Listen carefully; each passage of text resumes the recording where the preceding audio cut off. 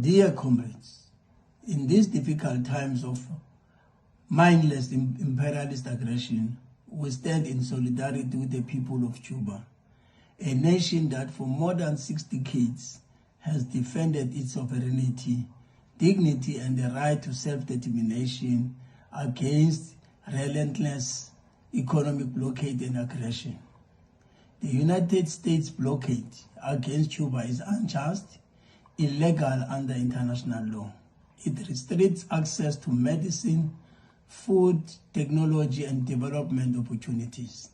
Despite these hardships, Cuba continues to demonstrate resilience, prioritizing health care, education, and international solidarity with the oppressed people across the world. We therefore condemn all threats of aggression, intervention, or invasion against Cuba. We affirm that the future of Cuba must be decided only by the Cuban people, free from external coercion, economic strangulation, or political intimidation.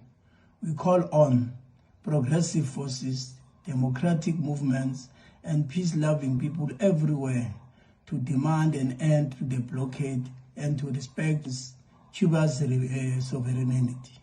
Cuba is not alone. Hands off Cuba and the blockade now.